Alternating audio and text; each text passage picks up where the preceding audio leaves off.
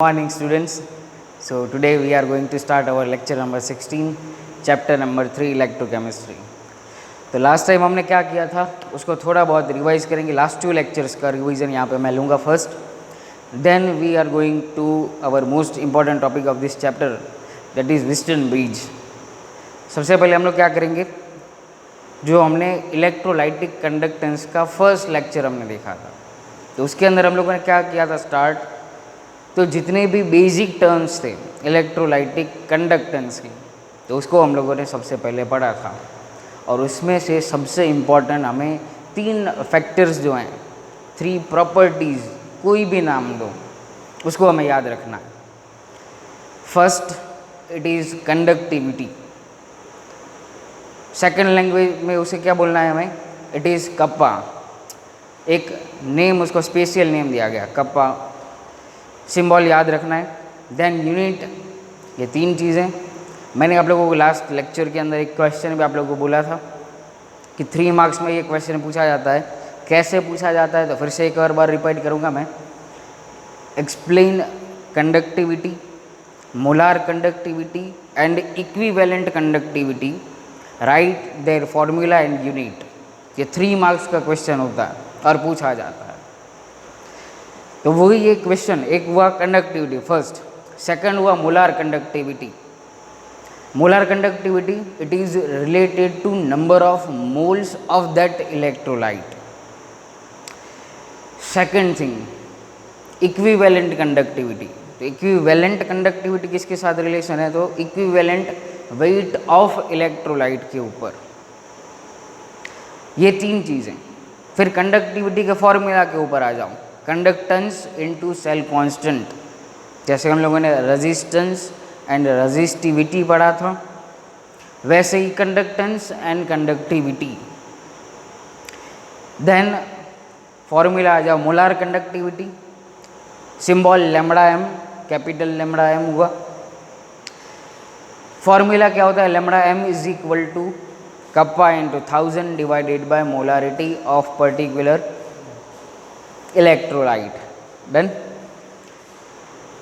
Unit क्या होगा, तो एक स्पेशल यूनिट हम लोग यूज़ करते हैं. अगर मैं यहाँ पे दिखाऊँ आप लोगों को, तो ओहम इनवर्स, और फिर उसी को एक हम लोगों ने नेम दिया था सीमेंस, कैपिटल एस, सीमेंस. तो यूनिट क्या हो जाएगा मोलार कंडक्टिविटी का, सीमेंस सेंटीमीटर स्क्वायर पर मोल, that is unit of molar conductivity. Then next move on to equivalent conductivity. तो डिफरेंस क्या है, तो यहाँ पे मोलार कंडक्टिविटी के अंदर हम लोग number of moles per litre, molarity mole per litre लेते हैं, और वहाँ पे हम लोग लेते हैं इक्विवेलेंट वेट, या फिर अगर नॉर्मलिटी दी गई है क्वेश्चन के अंदर तो वो यूज़ कर रहे हैं. और फिर उसका यूनिट क्या होगा, तो similar to molar conductivity, siemens into centimetre square पर इक्विवेलेंट वेट. ओके. तो ये 3 जो प्रॉपर्टीज़ हैं, या तो फिर आप लोग 3 फंक्शंस बोलो या फिर 3 पैरामीटर्स बोलो, उसके इम्पोर्टेंस है यहाँ पे. फिर हम लोगों ने लास्ट लेक्चर के अंदर हम लोगों ने किए सम्स. मैंने आप लोगों को 3 टाइप के सम्स करवाए थे कल. एक तो था मोलार कंडक्टिविटी के ऊपर. फिर हम लोगों ने एक क्वेश्चन भी वहाँ पे डिराइव किया था, फॉर्मूला डिराइव किया था, that is relation between molar conductivity and equivalent conductivity.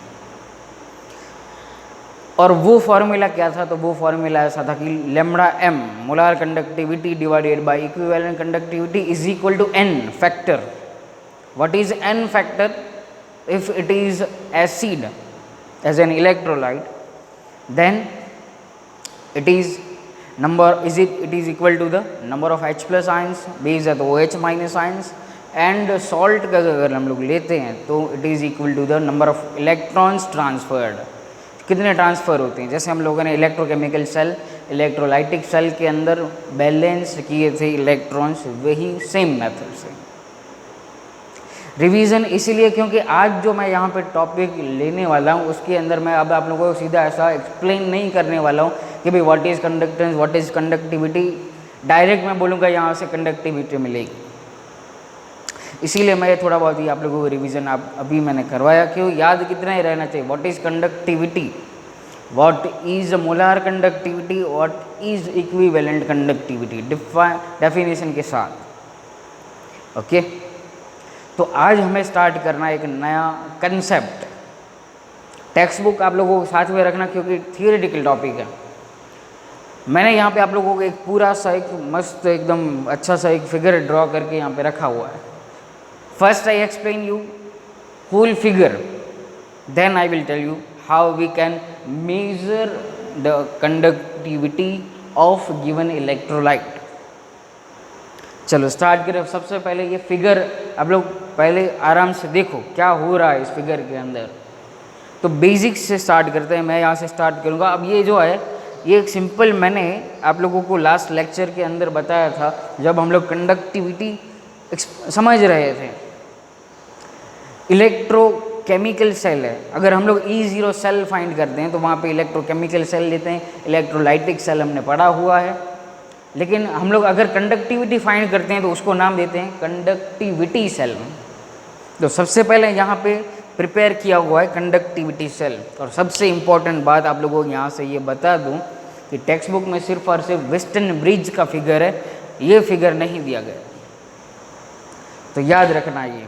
Then तो इस फिगर के ऊपर से हमें यहाँ पे वेस्टर्न ब्रिज के ऊपर जाना है। ये वेस्टर्न ब्रिज है और मैंने यहाँ पे लिखा है एक इंपॉर्टेंट क्वेश्चन है, 2 और 3 मार्क्स के अंदर ये पूछा जाता है। सो चलो स्टार्ट करते हैं। सबसे पहले यहाँ पे हम लोगों ने क्या किया है, कंडक्टिविटी सेल को मैंने यहाँ से प्रिपेयर किया हुआ है। कंडक्टिविटी सेल के अंदर एक ऐसा इंस्ट्रूमेंट यहाँ पे सेटअप किया गया है। ये आप लोग यू शेप का ऐसा देख रहे हो आप लोग यहाँ से, ये यू शेप का कुछ या फिर सी शेप का कुछ ऐसा यहाँ पे मैंने ड्रॉ किया है। मतलब ये एक इंस्ट्रूमेंट है, जैसे हम लोग फनेल यूज़ करते हैं वैसा एक इंस्ट्रूमेंट है ग्लास का। उसके अंदर फिर से हम लोगों ने क्या किया, एक इलेक्ट्रोड यहाँ से वायर है और वायर के साथ कनेक्टेड है ये इलेक्ट्रोड। ये क्या है, यहाँ से मैंने ये सिंबॉलिकली मेंशन नहीं किया, अगर करना हो तो कर दो। यहाँ से क्या होगा, ये इलेक्ट्रोड है, ये होगा हमारा इलेक्ट्रोड। यहाँ पे होगा पॉजिटिव चार्ज। और वैसे ही सिमिलरली यहाँ पे हमने क्या किया, फिर से ये वायर है और वायर से ये सेकंड इलेक्ट्रोड यहाँ से कनेक्टेड है। सेकंड इलेक्ट्रोड, इलेक्ट्रोड 1, इलेक्ट्रोड 2, क्योंकि उसके बिना इलेक्ट्रोलिसिस प्रोसेस पॉसिबल ही नहीं होगा। ये फर्स्ट। फिर हम लोग आते हैं इन दोनों के ऊपर, L एंड A के ऊपर। L क्या होगा, तो L is the difference between this 2 electrodes, that is L। And area is, तो एरिया क्या होगा, तो जो भी एरिया ऑफ इलेक्ट्रोड्स होगा वो यहाँ से हम लोग लेंगे एज ए। फॉर्मूला के अंदर हम लोग कंसिडर करते हैं, रेजिस्टिविटी का फॉर्मूला है resistivity rho is equal to RA/L। Okay, तो उस हिसाब से हम लोग क्या करते हैं, यहाँ पे मेंशन करते हैं भाई this is that much is a distance between the 2 electrodes and area of electrode. ये बात हुई। अब नेक्स्ट थिंग के ऊपर आते हैं। इस कंडक्टिविटी सेल के अंदर हम लोगों ने क्या लिया है, यहाँ पे कंडक्टिविटी वाटर। अब कंडक्टिविटी वाटर ये आप लोग वर्ड फर्स्ट टाइम सुन रहे हैं। What is conductivity water, that means, मैंने यहाँ पे लिखा हुआ है, that means the conductivity of water taken. यहाँ पे हमने जो वाटर लिया हुआ है, ये एक और बात, चलो यहाँ से मैं आप लोगों को ये भी मेंशन कर देता हूँ। यहाँ पे हम लोगों ने फॉर एग्जांपल कोई भी ले लिया इलेक्ट्रोलाइट, फॉर एग्जांपल NaCl ले लो, एक्वियस NaCl का हमने यहाँ पे सॉल्यूशन ले लिया, एक्वियस सॉल्यूशन ऑफ NaCl यहाँ पे फॉर एग्जांपल मैं ले रहा हूँ, याद रखना, क्योंकि हम लोग एग्जाम्पल है, this is just for explanation. क्योंकि जब हम लोग NaCl लेते हैं तो मैं आप लोगों को नेक्स्ट कंसेप्ट जो हम लोग पढ़ेंगे उसके अंदर एक्सप्लेन करूँगा कि भाई अगर स्ट्रॉन्ग इलेक्ट्रोलाइट है और वीक इलेक्ट्रोलाइट है तो what will be the change in the conductivity और कंडक्टेंस। इसलिए यहाँ पे अभी एग्जांपल के तौर पे ही समझना है कि एक्वियस NaCl सॉल्यूशन हम लोगों ने लिया है, तो एक्वियस का मीनिंग ही वही होता है कि that is a diluted solution of NaCl। Water present है और वाटर ऐसा प्रेजेंट यहाँ पे रखना है, मतलब ऐसे वाटर के अंदर इसका NaCl का सॉल्यूशन बनाना है जिसकी जो कंडक्टिविटी है वो ज़ीरो हो। मतलब वो एक्सपेरिमेंटली पहले से वो ऐसा प्रिपेयर करना पड़ेगा वाटर। एक सबसे बड़ी इंपॉर्टेंट बात ये होगी हमारे लिए कि ऐसा वाटर पहले प्रिपेयर करो जिसकी कंडक्टिविटी 0 हो जाए। वो कहाँ से आएगा? तो कंडक्टेंस के ऊपर से आएगा। Conductance is equal to what? 1/r। Okay, तो वहाँ से इजीली आप लोगों को मिल जाता है। डन। फिर आते हैं हम लोग इसके ऊपर। अब ये पूरा अंदर की जो पार्ट है वो मैंने अभी आप लोगों को एक्सप्लेन कर दिया पूरा। अब बाहर आता हूँ मैं। अब ये साइड में क्या किया मैंने, इस पूरे सेल को पैक कर दिया है आउटर सोर्स से। यहाँ पे मैंने सपोज कर सकते हो आप लोग कि यहाँ पे ग्लास से पूरा मैंने कोटिंग कर दिया। मैंने यहाँ पे वर्ड लिखा हुआ है नॉन कंडक्टिंग कोटिंग। तो उसका मीनिंग क्या है, क्यों ऐसी ज़रूरत पड़ गई? क्योंकि आप लोगों को पता होना चाहिए ये कंसेप्ट। देखो यहाँ पे मैं वर्ड यूज़ कर रहा हूँ कंसेप्ट, मतलब कंसेप्चुअल यहाँ से क्वेश्चन पॉसिबल है। क्योंकि हम लोगों ने ये पूरा ग्लास का कोटिंग क्यों किया है? क्योंकि बहुत बड़ा रीज़न है कि क्यों kappa conductivity is depends upon temperature. Temperature के ऊपर डिपेंड करती है वो। अगर टेम्परेचर चेंज हो गया तो कंडक्टिविटी भी चेंज होती रहेगी। मतलब मीनवाइल कोई भी पर्टिकुलर इलेक्ट्रोलाइटिक सॉल्यूशन यहाँ से लिया गया है, उसकी वैल्यू टेम्परेचर चेंज होने पे चेंज होती रहेगी। इसलिए हम लोगों ने क्या किया, इसको एक पूरे ग्लास के बॉक्स के अंदर पैक कर दिया है। और फिर यहाँ पे मैंने लिखा हुआ एक थर्मोसेट, उसको हम लोगों ने सेट किया है। थर्मोसेट का मतलब एक फिक्स्ड टेम्परेचर मेंटेन किया गया है इस सेल के अंदर। और वो टेम्परेचर कितना रखा गया है? 25 डिग्री सेल्सियस। यहाँ पे हुआ फर्स्ट फिगर। अब फिर हम लोग क्या करते हैं कि अब हमें कंडक्टिविटी फाइंड करनी है। तो आप लोगों के दिमाग में वही होना चाहिए, what is the formula of conductivity? That is conductance into cell constant. ये हम लोगों ने यहाँ से जो सेल प्रिपेयर किया हुआ है उसका सेल जो कांस्टेंट होगा, सेल कांस्टेंट क्या होता है? L/A। This is L and this is A। तो उन दोनों का बीच का जो रेशियो है वो फिक्स्ड होगा, तो सेल कांस्टेंट ऑटोमेटिकली फिक्स्ड हो गया। अब बात आई कंडक्टेंस।